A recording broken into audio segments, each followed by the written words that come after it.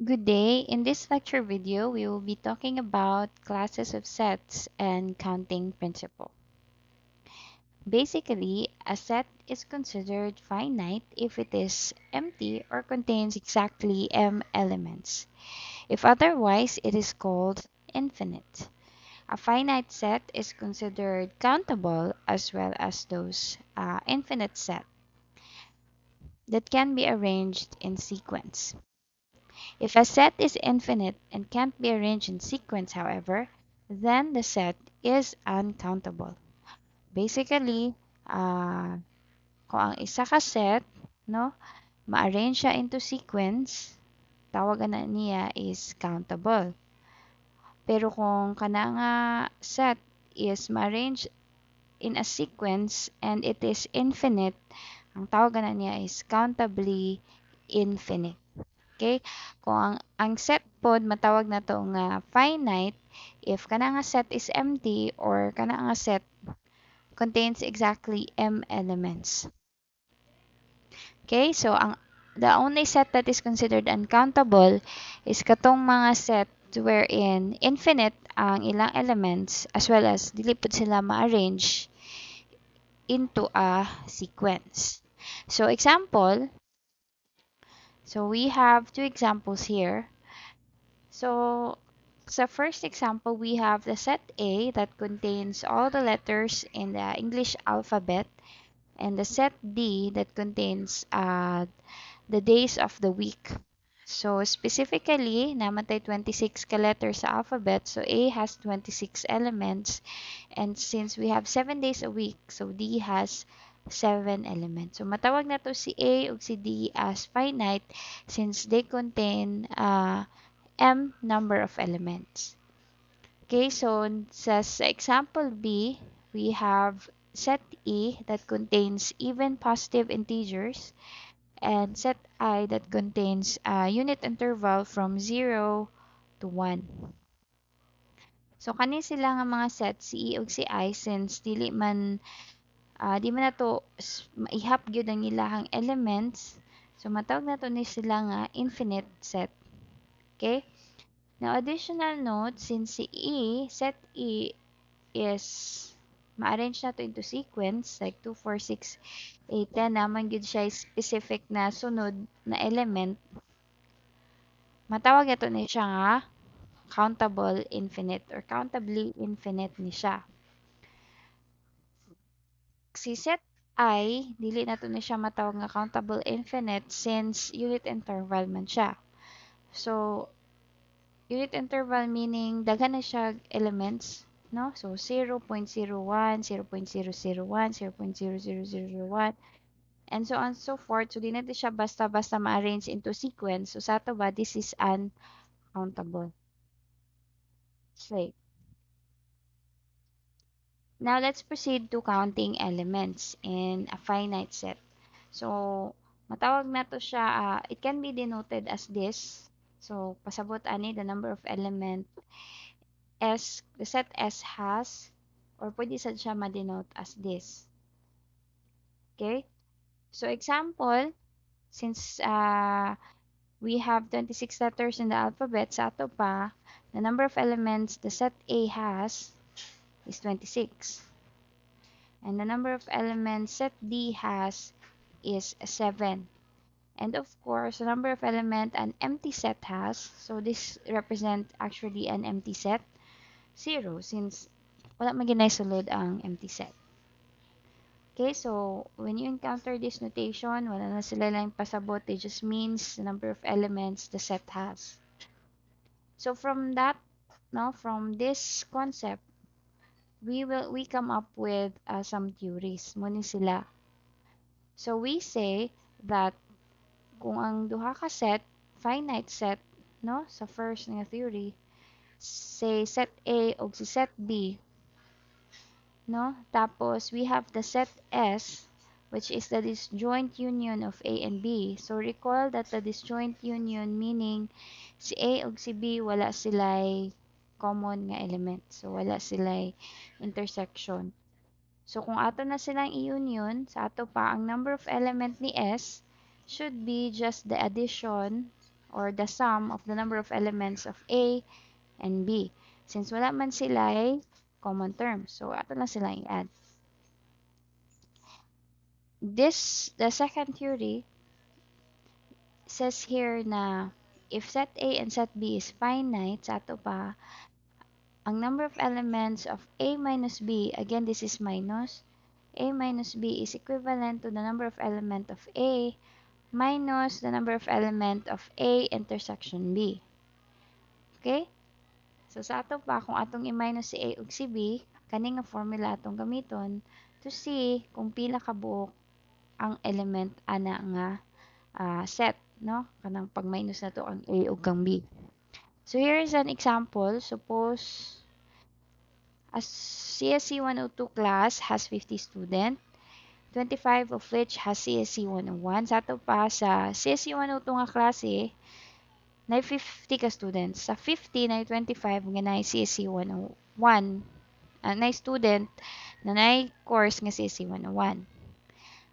Then, the number of student in CSC 102 that is not a student of CSC 101 is, so sa ato pa, katong tanawon og pila ka book student ang naay CSC 102 pero walay CSC 101.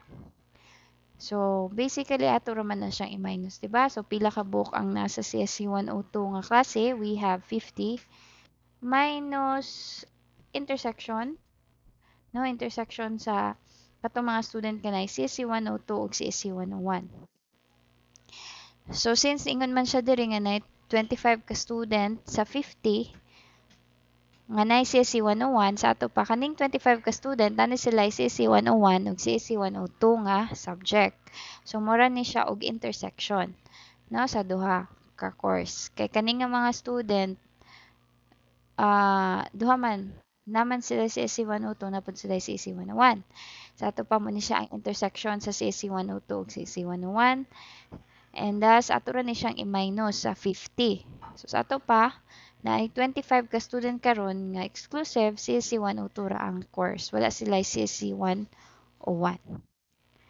Okay, the next, wait lang. The next theory is kung pila ka buok ang number of elements sa complement ana nga set. So, kung ato ay complement nga set, pila ka ang element ana. So, basically kani nga formula itong gamiton. So, sayon ra, turang i-minus ang number of elements sa ato ang universal set, minus sa nato sa number of elements ni A. Since, again, universal set contains all the elements, no? Sa, all the elements sa itong na nasa universe, kumbaga. So, kanina, diri tanan element sa universal set. Na apil po sa iya, of course, ang element ni A. Kung atong rang kwaon ang number of elements na wala kang A, ato ra siyang i-minus sa ato ang universal set. So, example, we have class U with 30 student has 18 full-time student. So, sa ato pa, sa 30 ka student sa class U na ay 18 nga full-time student. Then, there are no, na tura na i-minus, ato pa na ay 12 ka part-time nga student. So, kaning 12, dili ni sila full-time, of course. So, nga na ra, no? So, just put in mind these formulas. The next principle na makuha nato atong by counting the elements of a finite set, we have the inclusion-exclusion principle. Basically, kani siya is a formula used to find the number of element a union of A and B has, wherein si A ug si B na ay common nga element. So, unlike this, kani siya nag-assume ta nga si A ug si B is disjoint. Sa ato pa, wala sila common na element. Diri mag-assume ta nga si A ug si B na ay common na element. So, unsa man na nato para makita nato ang number of element if i-union nato si A ug si B. So, atong buhaton is just kani follow this formula lang. So, kani siya nga formula actually nani siya meaning of course nani siya proof which is di na ko i-explain ani nga course, but if you're interested you can always look it up in YouTube or in the internet. So, kani siya, it means that the number of elements sa set A union B wherein A and B has common terms, ato lang silang i-add, no, ang number of element ni A ug si B, ug atong minusan sa common term nila duha. Diba? So, mura ba siya, it's basically common sense. Kay since si A ug si B, naman sila common, no? So, to avoid na ma-double count tong common nila, atong i-minus tong ilang mga common nga ah, element. Additionally, kanipod, no? So, kanipod, si A, B, C, uh, this, this formula is used if na po mo'y tulo ka set, wherein kaning tulo ka set, napod sila common. Okay, so nato ni siya pattern, no? Kung moabot na po pag-upat ka set, 5 ka set, unsa na po kahaang itsura ani. So, tanawa lang ang unsay nadungag. Makita na ninyo if you want to know more unsa ka kung upat na pud ka set or 5 ka set ang inyong gusto may balaan kung iyon yun pila ka buok elements kaha. So, pwede ra na ninyo i-search sa YouTube or internet. Okay. Okay, so here is an example sa inclusion exclusion na principle. Suppose a list of a set A contains 30 students in a mathematics class, and list B contains 35 students in English class. And suppose there are 20 names in both lists.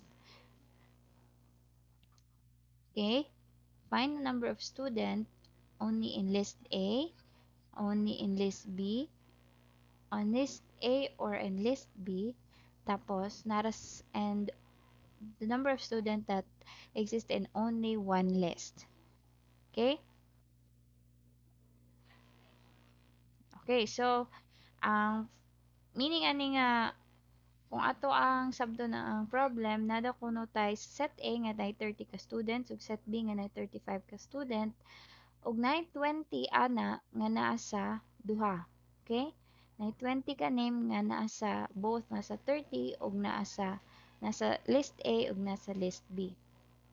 So ang una nga problem is pangitawon nato ang number of student nga list A ra wala sa list B.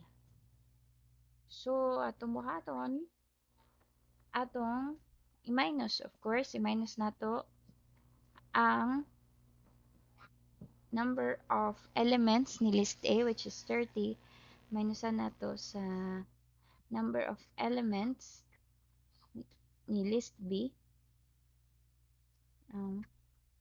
sa ato pa na ay 10 ra ka students nga nasa list A. Okay?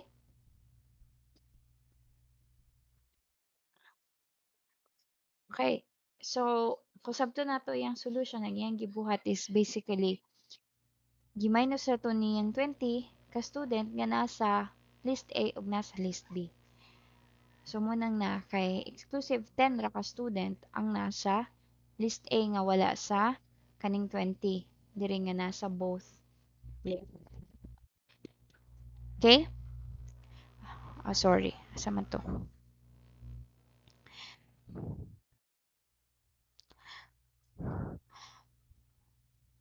Okay, so ang continuation ani would be on the next lecture video. So, see you then.